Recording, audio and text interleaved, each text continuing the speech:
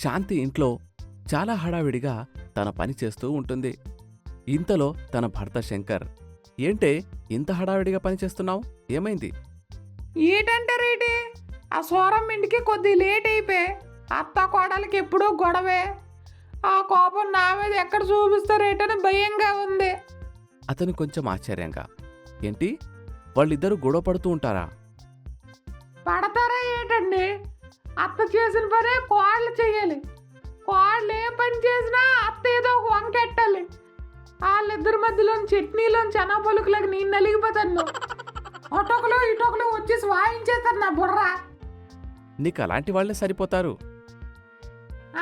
సరిపోతారు. ఇంటి దగ్గరేమో ఈ పిల్లలేమో నాకు డోలకు వాయించేస్తుండ్రు, అక్కడేమో ఆన్లైన్ తబలా వాయించేస్తుండ్రు. పడలేకపోతాను అసలు అని మూతి విరుచుకుంటూ మాట్లాడి పని ముగించుకొని హడావిడిగా మీనా వాళ్ళ ఇంటికి వెళ్తుంది. ఓలమ్మో, ఈరోజు పనికి రావడం ఆలస్యం అయిపోయి ఈ అత్త కోడళ్ళకి ఏంటంటారో ఏటో అనుకుంటూనే తన పని తను చేసుకుంటూ ఉంటుంది. ఇంతలో కోడలు ఆమెను చూసి, శాంతి, ఒకసారి నీ ఫోన్ తీసుకొని రావా? నా ఫోన్ ఎందుకు అమ్మాయి గారు? అబ్బా తీసుకురావే, చెప్పింది చెయ్యి. ఆమె సరే అని ఫోన్ తీసుకుని ఆమెకి ఇస్తుంది. మీనా ఫోన్ తీసుకుని తన యూట్యూబ్ ఛానల్ సబ్స్క్రైబ్ చేస్తూ, నా యూట్యూబ్ ఛానల్ని సబ్స్క్రైబ్ చేశాను. రోజు అందులో వీడియోస్ వస్తూ ఉంటాయి, వాటిని చూస్తూ ఉండు. సరే అమ్మాయి గారు అని అంటుంది. ఇంతలో దానిని గమనించిన అత్తగారు, ఓసై శాంతి, ఆ ఫోన్ తీసుకొని ఇలా రావే అని అంటుంది. ఇక ఆమె ఫోన్ తీసుకొని అత్తగారి దగ్గరికి వెళ్తుంది. అత్తగారు ఫోన్ తన దగ్గర నుంచి తీసుకొని మీనా ఛానల్ని అన్సబ్స్క్రైబ్ చేసి తన ఛానల్ని సబ్స్క్రైబ్ చేస్తుంది. ఓసై, నా ఛానల్ని సబ్స్క్రైబ్ చేయకుండా దాని ఛానల్కి సబ్స్క్రైబ్ చేసావు కాబట్టి దాని ఛానల్ని అన్సబ్స్క్రైబ్ చేశాను. నువ్వు గనక దాని ఛానల్ సబ్స్క్రైబ్ చేసుకున్నావంటే నిన్ను పని నుండి తీసేస్తాను. ఆ మాట వినగానే శాంతి, ఇదేటమ్మా, ఉరుమురుమి మంగళం మీద పడినట్టు మీ ఇద్దరు కూడా పడి నన్ను పని నుంచి తీసేస్తా అంటారేటి అని అనుకుంటూ ఉండగా, చూడు శాంతి, పని మనిషిగా ఆమె తీసేసినా సరే నేను నిన్ను పనిలో ఉంచుకుంటాను. ఇలా ఇవ్వు ఫోను. ఇంతలో అత్తగారు మర్యాదగా నాకు ఇవ్వవే అంటూ దానిని తీసుకుంటారు. అలా ఇద్దరు కూడా ఫోన్ లాక్కుంటూ ఉంటారు. శాంతి చాలా కంగారు పడుతూ ఉంటుంది. ఇంతలో ఆ ఫోన్ కింద పడి పగిలిపోతుంది. ఫోన్ పగిలిపోయింది దేవుడా. నా మొగుడు కొరక ఒక ఫోన్ కొన్నాడు. ఓర్ దేవుడా, 2 నెలలు పాచి పని చేస్తే వచ్చే డబ్బులైంది ఆ ఫోన్ కొనడానికి. నివసంలో నిరగొట్టాను. ఇప్పుడు నా మొగుడికి కానీ కొత్త ఫోన్ కొనమని అనుకో, నన్ను బండకేసి బాది ఇంటి అవతలేటి తలిపెట్టేది అంటూ బోరున ఏడుస్తూ ఉంటుంది. కోడలు ఏం మాట్లాడకుండా లోపలికి వెళ్ళిపోతుంది. చూసావా, ఫోన్ పడేసింది అది. తప్పు నా మీద నెట్టి లోపలికి వెళ్ళిపోతుంది. ఆయన ఏం పర్వాలేదు, నీకు నేను ఐఫోన్ కొని పెడతానులే. మీ ఫోన్ నాకెందుకు? నాకు నా ఫోన్ కొని పెట్టండి అమ్మా. ఒసై చదువురాని మొద్దు, ఐఫోన్ అంటే చాలా పెద్ద కంపెనీ ఫోనే. ఆ సుశీల కొడుకు కొన్నాడే అది. అవునమ్మా, ఫోన్ వెనకట్ల సగం కొరికి స్నాప్లీస్ బొమ్మ ఉంటది, అదేనా? అదే ఇదిగో అమ్మా, ఆ సగం యాపిల్ పండు మనకేలా, ఫుల్ యాపిల్ పండు ఉన్నదే కొనియండి. అది నీ కోసం ప్రత్యేకంగా తయారు చేపిస్తానులే గాని ప్రస్తుతానికి ఇది కొని పెడతాలే. ఎప్పుడు వెళ్దామో చెప్తే రెడీ అయిపోతున్నామ్మా. ఎప్పుడో ఎందుకే, ఇప్పుడే వెళ్దాం అంటూ శాంతిని వెంటబెట్టుకొని మొబైల్ షోరూంకి వెళ్ళి యాపిల్ మొబైల్ కొని పెడుతుంది. దాన్ని చూసి ఆమె చాలా సంతోషపడుతుంది. ఇక ఇద్దరు కూడా ఇంటికి తిరిగి వస్తారు. ఇప్పుడు ఇది నేను కొనిపెట్టిన ఫోను. దీని మీద ఇంకొకళ్ళు చెయ్యి వేయడానికి అస్సలు ఒప్పుకోను. నా ఛానల్ తప్ప ఇంకొకరి ఛానల్ సబ్స్క్రైబ్ చేసుకోవడానికి కూడా కుదరదు. నీకు అర్థమైంది కదా శాంతి? అర్థమైందమ్మా అని మాట్లాడుతూ ఉండగా ఆ మాటలన్నీ కూడా కోడలు విని అక్కడికి వచ్చి, ఒసై శాంతి, తప్పు ఎవరు చేశారో వాళ్ళు సరిదిద్దుకున్నారు, కానీ నేను మాత్రం నీకొక మంచి ఆఫర్ ఇస్తున్నానే. మీ ఇంట్లో ఎంతమంది ఉంటారో చెప్పు. ఎందుకమ్మాయి గారు, మా ఇంట్లో ఉన్న వాళ్ళందరికీ కొత్త ఫోన్ కొని పెడతారా? అవునే, కాకపోతే ఆపిల్ ఫోన్లు కాదు. ఎంత డబ్బు పెట్టి కొన్నామన్నది కాదు, ఎంత ప్రేమతో కొని పెట్టామన్నదే ఇంపార్టెంట్. నేను మీ అందరి మీద ప్రేమతో ఫోన్ కొనిపెట్టాలని అనుకుంటున్నాను. ఎంతమంది ఉంటారో చెప్పు. అమ్మాయి గారు, నేను, నా దొంగ మొగుడు, 2 పిల్లలు, మా అత్తది, మొత్తం 5 ఉన్నామండి. మీ 5గురికి నేనే ఫోన్ కొనిపెడతాను. ఆ 5 ఫోన్లలో మీరు నా యూట్యూబ్ ఛానల్ని సబ్స్క్రైబ్ చేసుకోవాలి. అలాగే రోజు వీడియోలు చూస్తూ ఉండాలి. ఆ మాటలు విని వామ్మో, దీని తెలివితేటల ముందు నా తెలివితేటలు బలాదూరైపోయాయిగా. ఒకేసారి 5 అకౌంట్ల నుంచి సబ్స్క్రైబ్ చేయించుకుంటుంది దొంగ మొకంది. అనుకుంటూ ఉంటుంది. ఇంకా శాంతిని తీసుకుని కోడలు మొబైల్ షోరూంకి వెళ్ళి 10,000 రూపాయల ఫోన్లు 5 తీసుకుంటుంది. ఇక వాటిని ఆమెకి బహుమతిగా ఇచ్చి ఇంటికి తీసుకొస్తుంది. ఆ తర్వాత కోడలు మీనా, ఇప్పుడు నా మొబైల్స్లో కొత్త వారిని సబ్స్క్రైబ్ చేయడానికి అస్సలు వీల్లేదు. జాగ్రత్తగా ఉండు శాంతి అని అంటుంది. ఇక శాంతి చాలా సంతోషపడుతూ తన పనులన్నీ ముగించుకొని ఇంటికి వెళ్తుంది. ఇంటి దగ్గర తన భర్తతో జరిగిన విషయమంతా చెప్పి ఆ మొబైల్ని ఆయనకే ఇస్తుంది. అందులో ఛానల్ని సబ్స్క్రైబ్ చేపిస్తుంది. ఇక అలా రోజూ శాంతి వాళ్ళ ఇంటికి వెళ్ళినప్పుడల్లా అత్తకోడలు గొడవ పడుతూ ఉంటారు. దానిని అలసుగా తీసుకున్న శాంతి, వీళ్ళు నేను ఏది చెప్తే అదే చేస్తున్నారు, నేను ఏది అడిగితే అది ఇచ్చేలాగే ఉన్నారు. ఇదే మంచి అవకాశం, నేను బాగా డబ్బున్నదాన్ని అవ్వడానికి. అని అనుకొని కోడలి దగ్గరికి వెళ్ళి మీనాతో, ఇదిగో అమ్మాయి గారు, మా పక్కింటి వాళ్ళంతా మీ ఛానల్లో వీడియోలు నా ఫోన్లోనే చూస్తున్నారు. పాపము వాళ్ళందరి దగ్గర ఫోన్లు లేవట. వాళ్ళందరికీ మీరు ఫోన్లు కొన్నారనుకో, మీకు సబ్స్క్రైబర్లు పెరుగుతారు, పాత వీడియోలకి వ్యూస్ కూడా పెరుగుతాయి. అప్పుడు అత్తగారి కన్నా మీరే నెంబర్ 1. అందుకు మీనా సరే అంటుంది. ఎన్ని మొబైల్స్ కావాలో అన్ని మొబైల్స్ కొని పెడుతుంది. శాంతి వాటిని తీసుకుని తన ఇంటికి వెళ్తుంది. తన భర్తతో, ఏమండి, మనం ఈ మొబైల్ అన్నిటితో ఒక మొబైల్ షాప్ పెట్టుకుందాం. మనం అందరికన్నా తక్కువ రేటుకి అమ్మితే మన దగ్గరే అందరూ వచ్చుకుంటారు. మనకు కూడా బోల్డంత లాభం వస్తుంది. ఆహా, ఎన్నాళ్ళకి నువ్వు నాకు తెలివైన దానిలా కనబడుతున్నావు. ఇవన్నీ కోడలిచ్చింది కదా, మరి అత్తగారికి కూడా ఏదో ఒకటి చెప్పు. నేనున్నాను కదండి, తిమ్మిని బొమ్మ చేయడానికి, బొమ్మని తిమ్మి చేయడానికి. ఆ అత్త కోడల్ని నిలువున ముంచి మనం లాభాలు పొందుదాం. చూసారా వాళ్ళ గొడవ మనకి ఎంత ఉపయోగపడుతుందో. ఆ మాటలకి అతను సరే అంటాడు. ఇక మరుసటి రోజు ఉదయం అత్తగారి దగ్గరకు శాంతి వెళ్ళి కోడలు ఫోన్లు ఇచ్చిన సంగతి చెబుతుంది. వామ్మో, ఇంత పని చేసిందా? అయితే వాళ్ళ మీద ఫోన్లు కాదు, టీవీలు ఇస్తాను. టీవీలో మన ఛానల్ని చూడమని చెప్పు. ఓ, నాకివ్వండి అమ్మా, నేను తీసుకెళ్ళిస్తాను వాళ్ళకి. అందుకు అత్తగారు సరే అని తనకు కావాల్సిన టీవీలన్నింటినీ ఆర్డర్ పెట్టేసి సరాసరి శాంతి ఇంటికే పంపిస్తుంది. శాంతి వాటిని తన భర్తకిచ్చి త్వరగా షాప్ పెట్టమని అంటుంది. కొన్ని రోజులు గడిచాయి. శాంతి మొబైల్ మరియు టీవీ షాప్ని ఒకదానిలోనే సెటప్ చేస్తుంది. దానిని తన భర్త చూసుకుంటూ ఉంటాడు. అలా వాళ్ళ వ్యాపారం బాగా సాగుతూ బాగా డబ్బు సంపాదిస్తూ ఉంటారు. పెట్టుబడి లేకుండా లాభాలు పొందుతూ వచ్చిన డబ్బుతో మళ్ళీ కొత్త స్టాక్ తీసుకొస్తూ ఉంటారు. వ్యాపారాన్ని బాగా ముందుకు సాగేలా చేస్తూ ఉంటారు. ఇదిలా ఉండగా శాంతి అత్తా కోడలికి ఏదో ఒకటి చెప్పి వాళ్ళ దగ్గర నుంచి ఏసీ, కూలర్లు అవన్నీ కూడా తీసుకుంటూ ఉంటుంది. అలా సంవత్సరం పూర్తయిపోతుంది. సంవత్సరం తర్వాత అత్తా కోడలిద్దరూ ఒక గుడి మెట్ల దగ్గర కూర్చొని ఉంటారు. అత్తయ్య, ఈరోజు మీ కలెక్షన్ ఎంత? ఇంకా ఎవరు ముష్టి వేయలేదమ్మా, కేవలం 15 రూపాయలు మాత్రమే వచ్చాయి. మీకంటే నేనే నయమత్తయ్య, 30 రూపాయలు సంపాదించాను అని వాళ్ళిద్దరూ మాట్లాడుకుంటూ ఉంటారు. ఇంతలో ఒక కారు గుడి ముందుకు వచ్చి ఆగుతుంది. దాన్ని చూసి వాళ్ళిద్దరూ, అత్తయ్య అత్తయ్య, పదండి, బాగా డబ్బున్న వాళ్ళొచ్చారు, అక్కడికి వెళ్ళి అడుక్కుందాం రండి అంటూ అక్కడికి బయలుదేరుతారు. ఇంతలో కారులో నుంచి 7 వారాల నగలు వేసుకుని శాంతి దిగుతుంది.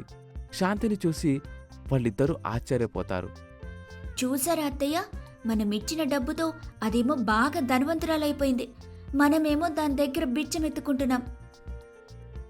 ఇదంతా నీ వల్లే జరిగిందే, లేదంటే మనం సంతోషంగానే ఉండేవాళ్ళం. నా వల్లేం కాదు, మీ వల్లే. అంటూ ఇద్దరూ గొడవ పడుతూ ఉంటారు. ఇంతలో శాంతి అక్కడికి వచ్చి, హే, మీరిలా గొడవ పడొద్దు, నాకు అసలు ఇష్టం ఉండదు. మీలాంటి పేదవాళ్ళని చూస్తే నా గుండె తరుక్కుపోతుంది. ఇదిగోండి, ఈ 10,000 తీసుకొని చీర 5,000 ఉంచుకోండి. అంటూ 20,000 ఇస్తుంది. పక్కనే ఉన్న భర్త, ఒసై అది 10,000 కాదే 20,000. ఓ సారీ, నేను లెక్కల్లో కొంచెం ఈక్. ఏమనుకోకండి, మరేం పర్వాలేదులే. తీసుకోండి, తీసుకొని సగం సగం చేసుకొని పండుగ చేసుకోండి అంటూ లోపలికి వెళ్తుంది. దాన్నంతా చూస్తూ ఉన్న కోడలు అత్తగారు కోపంతో రగిలిపోతూ, మన దగ్గర మాయ మాటలు చెప్పి డబ్బులు తీసుకొని ఎంత పొగరు చూపిస్తుంది. అవునత్తయ్య, ఎలా అయినా మన డబ్బుని మళ్ళీ తిరిగి మన చేతికొచ్చేలాగా చేసుకోవాలి. లేదంటే మనకి మిగిలేది ఈ 2 చిప్పలు మాత్రమే అని అనుకుంటారు. ఇక అత్తాకోడళ్ళు ఏం ప్లాన్ చేసి ఆమె దగ్గర మళ్ళీ డబ్బుని తీసుకుంటారు అనేది తర్వాయి భాగంలో చూద్దాం. ఇలాంటి మంచి మంచి వీడియోల కోసం మన ఛానల్ని సబ్స్క్రైబ్ చేసుకోండి, లైక్ చేయండి, షేర్ చేయండి.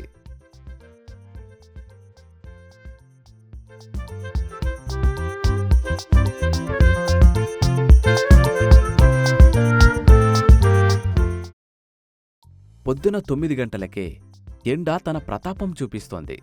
హాల్లో కూర్చున్న సరళ, అబ్బబ్బా ఏమెండదా బాబు, నాకింట్లో కూర్చున్నట్టు లేదు, వేడి వేడి కుంపటిలో కూర్చున్నట్టుగా ఉంది. అని అనుకుంటూ ఉండగా ఇంతలో ప్రియా టిఫిన్ తీసుకొని అక్కడికి వచ్చింది. ప్లేట్లో ఉన్న ఉప్మాని చూసి పప్పు ముఖం చిట్టించి, మమ్మీ నీకు ఉప్మా తప్ప ఇంకేమీ టిఫిన్ రాదా? ఎప్పుడు చూసినా ఉప్మానే చేస్తావు. ఇది నీకోసం చేయలేదులేరా, మీ నాన్నమ్మ తాతయ్య వాళ్ళ కోసం చేశాను. నీకోసం మంచి స్మూతీ ప్రిపేర్ చేసి ఫ్రిడ్జ్లో పెట్టాను, వెళ్ళి తెచ్చుకో. స్మూతీ పేరు వినగానే పప్పు ఆనందంతో గంతులు వేశాడు.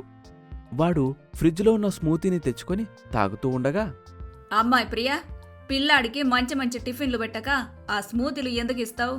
కనీసం సెలవులప్పుడైనా వాడికి నచ్చిన టిఫిన్ చేసి పెట్టొచ్చుగా. ఇప్పుడు కూడా వాడికి నచ్చిందే చేసి పెట్టానత్తయ్య. వాడికి స్మూతీస్ అంటే చాలా ఇష్టం. మేమంటే నువ్వు చేసి పెట్టిన ఉప్మాని ఇష్టం లేకపోయినా నోరు మెదపకుండా తింటున్నాం. పాపం పప్పు అలా కాదు కదా, ఉప్మా కన్నా ఆ జ్యూసే బెటర్ అనుకొని తాగుతున్నాడు. అయినా ఆ స్మూతీలు తాగటం వల్ల వాడి కడుపేం నిండుతుంది? ఇడ్లీ, దోశ, పూరి ఇలా రకరకాలు చేసి పెడితే వాడెందుకు తినడు? అత్తయ్య, నా కొడుక్కి ఏది ఇష్టమో వాడికి ఏం పెట్టాలో నాకు బాగా తెలుసు. మీరేం చెప్పాల్సిన అవసరం లేదు.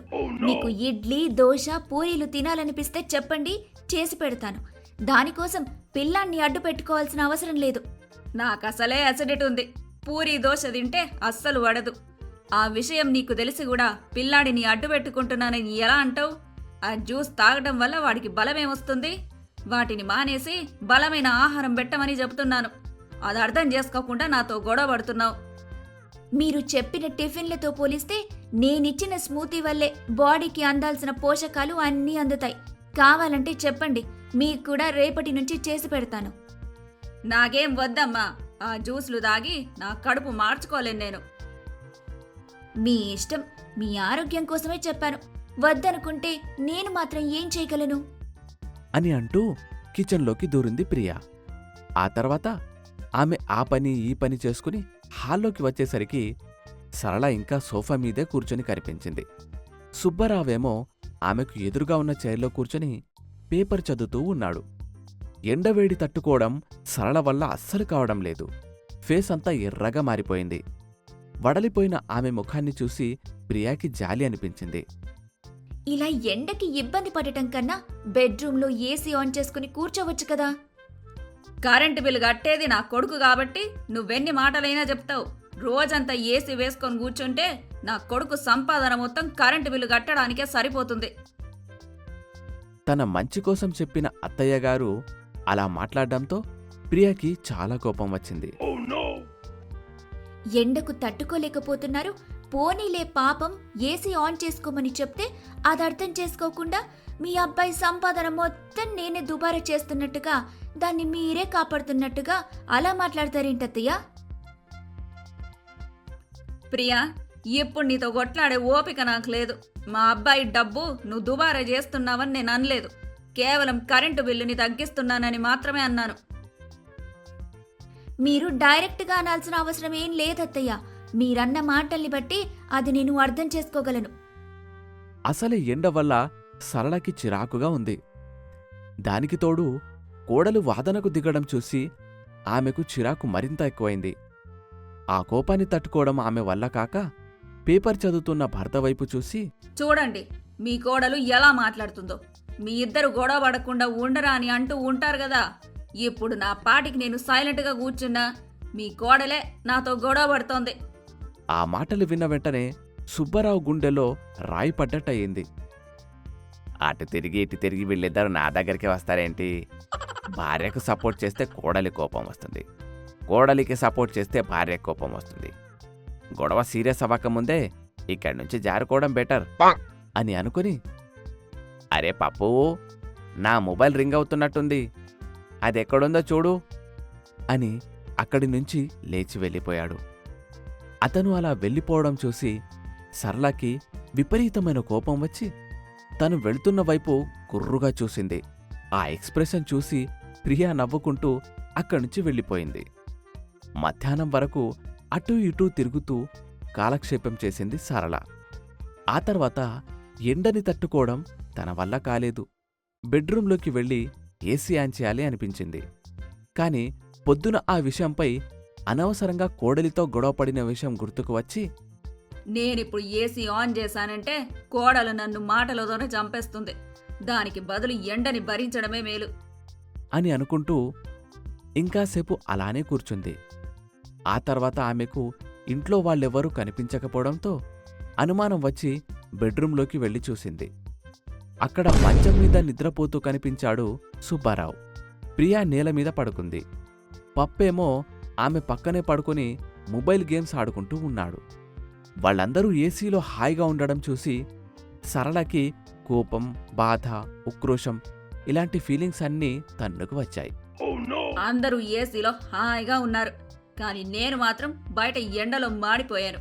అలా ఇబ్బంది పడుతున్న నన్ను కనీసం పిలవాలని కూడా వీళ్ళకు అనిపించట్లేదు అని అనుకుంటూ ఉండగా గేమ్ ఆడుతున్న పప్పు నాన్నమ్మను చూసి, రా నాన్నమ్మ, నువ్వు కూడా వచ్చి తాతయ్య పక్కన పడుకో, ఈ రూంలో చల్లగా ఉంది.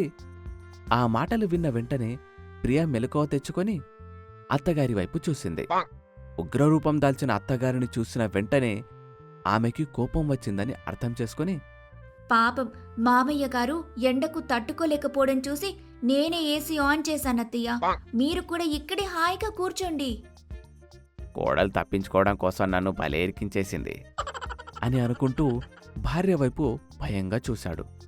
మన అబ్బాయి ఇంటి బాధ్యతను మోస్తూ బయట కష్టపడుతుంటే మీరు మాత్రం ఏసీలో కూర్చుంటారా?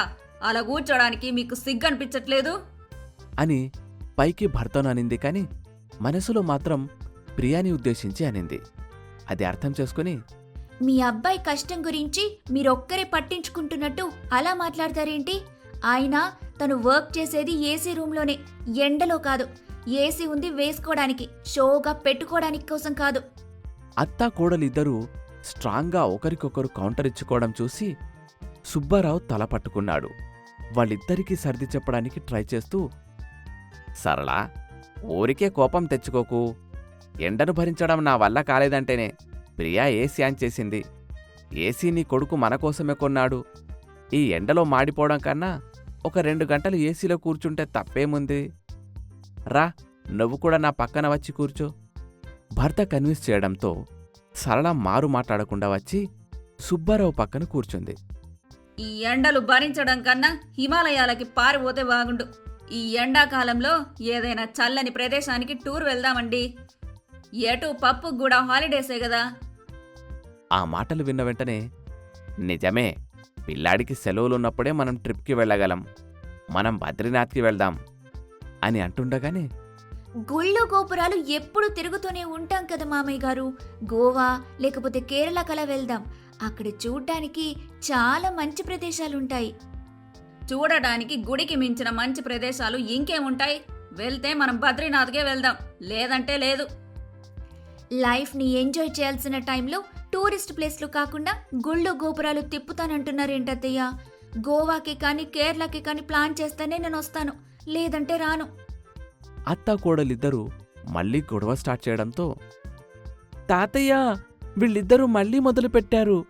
ఏదైనా చేసి గొడవని ఆపవా? ముందు మీ ఇద్దరు గొడవ పడ్డాం ఆపండి.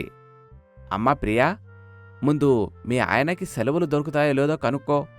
అప్పుడే మనం ఏదైనా ప్లాన్ చేయవచ్చు అని అంటుండగానే ప్రియ భర్త లోపలికి వచ్చాడు. రండి రండి, కరెక్ట్ టైంకి వచ్చారు. పప్పుకి హాలిడేస్ ఇచ్చేశారు కదా, మనం ఒక 1 వీక్ వరకు ఎక్కడికైనా టూర్కి వెళ్దాం. గోవా అయినా కేరళ అయినా వెళ్దామండి. మనం అందరం కలిసి టూర్కి వెళ్ళాలనుకుంటే బద్రీనాథ్కి తీసుకెళ్ళబ్బాయి.